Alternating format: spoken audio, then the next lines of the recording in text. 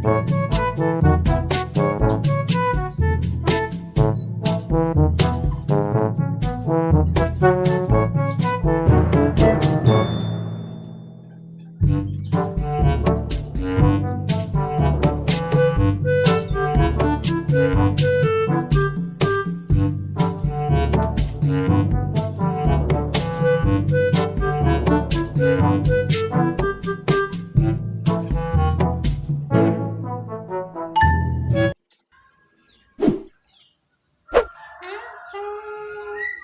mah.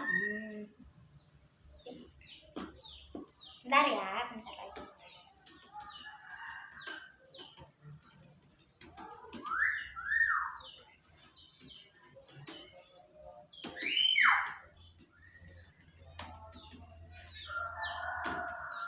Mantap.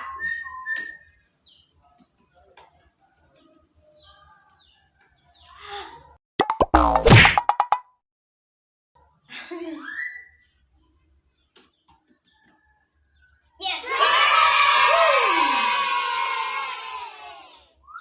Kerja sama yang bagus. Kelar. Ngantuk. Semangat. Habis makan. Laper. Kalau lapar tuh nggak bisa mikir. Oke, bye-bye. Waalaikumsalam warahmatullahi wabarakatuh.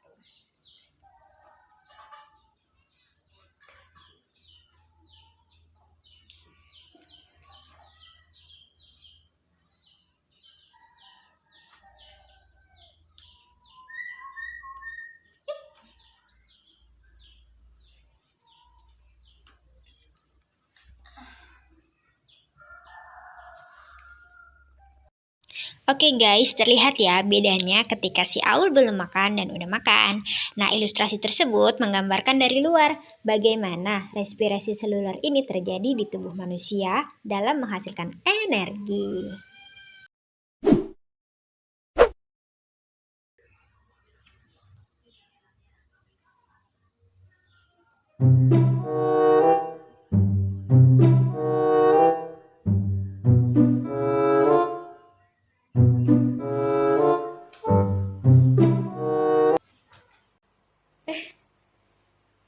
Kamu kenapa sih, Miss? Kok diem aja? Kenapa?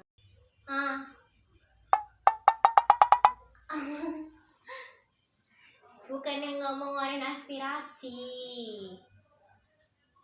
Bingung mau ngeluarin aspirasi apa yang mau diomongin. Apa sih yang membuat kamu bingung tentang materi ini? Iya, intinya kayak gini nih. Kan selama ini aku tahu nih, ya mungkin teman-teman juga tahu ya, manusia itu bertahan hidup tuh salah satunya dengan cara makan. Nah, makan makanan yang ada dalam tubuh kita ini pasti kan akan menghasilkan energi, jadi kuat. Nah, dari makanan yang baru masuk ke mulut kita sampai jadi energi itu, rangkaian prosesnya itu gimana gitu loh yang aku bingungin itu. Kan pasti panjang tuh. Nah, tadi kan ngediskusiinnya itu saya nggak paham. Barangkali ada siapa gitu yang bisa jelasin ke aku. Hai, kalian masih belajar materi apa nih? Hai guys, kalian lagi ngapain sih? Kayaknya seru banget. Lagi bahas apa nih? Hai, aku mau dengerin si Anissa Putri. Mau minta jelasin lebih ke bahasa kita gitu loh, tentang materi kita, respirasi sel. Kan tuh ribet banget sih, aku juga nggak paham soalnya. Iya. Ya udah sini, akan aku jelasin supaya kamu lebih paham ya. Oke, akan aku jelaskan. Jadi seperti yang sudah kita ketahui nih, bahwa respirasi sel itu dapat dikatakan sebagai suatu proses yang terjadi di dalam sel-sel tubuh manusia, di mana dalam proses tersebut terjadi pengubahan glukosa yang berasal dari makanan yang kita makan akan menjadi sumber tenaga yang dinamakan dengan ATP. Nah, ATP inilah yang digunakan untuk sel sebagai sumber tenaga untuk melakukan kerja selulernya. Terus, di mana sih proses respirasi sel itu terjadi? Nah, aku tuh tadi dengar ada kata mitokondria, organel selnya itu. Itu perannya penting banget nggak? Dan apa gimana aku juga nggak tahu. Tolong jelasin. Seluler itu terjadi di organel sel yang bernama mitokondria. Glukosa yang berasal dari makanan akan dibawa masuk ke dalam sel untuk diproses dalam mitokondria. Proses pembentukan ATP ada yang bersifat aerob dan ada yang bersifat anaerob. Dalam respirasi aerob, jumlah ATP yang dihasilkan lebih banyak daripada respirasi anaerob. Ada nggak sih proses yang terjadi gitu di dalam respirasi aerob? Iya, jelas tentu ada dong. Di dalam respirasi aerob itu terdapat 3 tahapan tahu. Tahapan yang pertama yaitu tahapan glikolisis, yang kedua yaitu tahapan siklus asam sitrat, dan yang terakhir yaitu tahapan fosforilasi oksidatif. Nah, di dalam tahapan glikolisis itu di mana 1 molekul glukosa diubah menjadi 2 molekul asam piruvat dan dihasilkan juga 2 molekul ATP. Tapi aku cuma tahu gitu doang tahu. Gimana ya kalau selanjutnya kita ke perpustakaan aja deh, biar kita lebih paham tentang materi ini. Hai guys, kalian lagi ngapain sih? Kayaknya seru banget. Lagi bahas apa nih? Ada kalian. Hai Ida, Aul, Nisa, Tiara. Kita masih ada materi tentang pelajaran respirasi nih. Kalian ada mau ikut gabung? Iya, sini gabung aja biar enak belajarnya. Oh iya, kita tadi kan masih bahas tentang respirasi sel kan. Nah, tapi dari proses yang kita tahu itu kan cuma tahu sampai tahapan glikolisis aja, yang dimana 1 molekul glukosa akan diubah menjadi 2 molekul asam piruvat. Nah, kalian tahu nggak sih tahapan selanjutnya itu gimana? Oh, tahapannya masih ada. Kirain sampai itu doang. Terus tahapan selanjutnya itu gimana? Nah, jadi tahapan selanjutnya itu gini teman-teman. Asam piruvat yang udah dihasilkan akan dibawa ke siklus asam sitrat. Nah, dalam proses ini asam piruvat akan mengalami serangkaian tahapan sehingga dihasilkan 2 molekul ATP, 6 molekul karbon dioksida, dan 2 jenis molekul yang berfungsi sebagai pembawa elektron. Nah, kemudian pembawa elektron itu bakal masuk ke tahap akhir, yaitu fosforilasi oksidatif. Di sini pembawa elektron akan memberikan elektron kepada rantai transport elektron.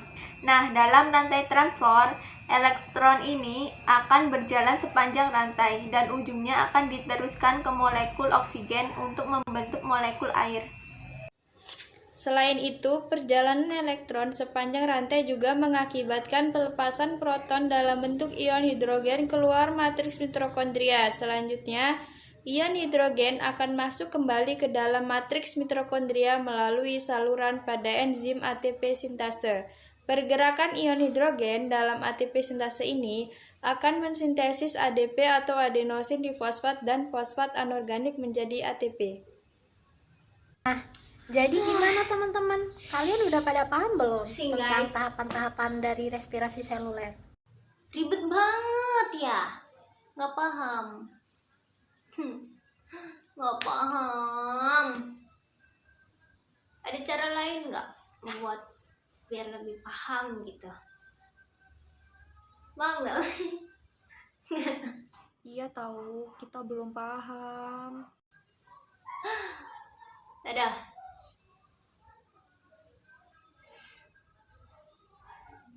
Jadi kalian belum pada paham. Aku bantu jelasin ya. Nah, kalian berdua bantu aku ya. Yiyin kamu jadi glikolisis, dan Dea kamu jadi siklus asam pirufat. Aku jadi fosforilasi oksidatif. Oke deh. Wah, ada glukosa nih. Sini masuk. Nah, kemudian aku akan memecahnya menjadi 2 molekul asam pirufat. Nah, terus aku salurin deh ke siklus asam sitrat. Tapi, aku nggak bisa langsung memproses asam pirufat. Aku bakal terlebih dulu mengubahnya menjadi asetil-CoA lewat proses yang namanya dekarboksilasi oksidatif. Nah, baru deh setelah itu aku proses dan kemudian akan menghasilkan 2 ATP, 6 CO2, dan 2 molekul pembawa elektron. Nah, 2 molekul pembawa elektron ini aku bakal oper deh ke proses terakhir yaitu fosforilasi oksidatif. Halo teman-teman, ini adalah tahapan fosforilasi oksidatif. Nah, di sini elektron bakal melintasi rantai transport terus sampai ketemu molekul air dan molekul oksigen. Sepanjang jalannya elektron ini akan mengakibatkan pelepasan ion hidrogen keluar dari matriks mitokondria. Tapi dia balik lagi masuk ke matriks mitokondria lewat saluran pada enzim ATP sintase. Pergerakan ini mensintesis ADP dan fosfat anorganik menjadi ATP. Dan inilah seluruh tahapan dari proses respirasi seluler yang sudah kita bahas tadi. Nah, teman-teman, jadi di dalam sebuah proses respirasi seluler, itu satu molekul glukosa akan menghasilkan sekitar 38 ATP. Namun, yang harus kita ketahui bahwa 40% energi dalam glukosa yang diubah menjadi ATP tersebut. Sedangkan 60% energi akan keluar dalam bentuk panas. Panas tersebutlah yang dimanfaatkan manusia untuk mempertahankan suhu tubuhnya. Nah, jadi gimana nih setelah kalian mendengarkan proses respirasi seluler tadi? Apakah kalian jadi semakin paham? Nah, ini lumayan lah, masuk dikit. Ya.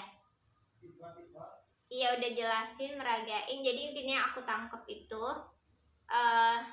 respirasi sel itu ada 3 tahap ya. Tadi itu 3 tahap.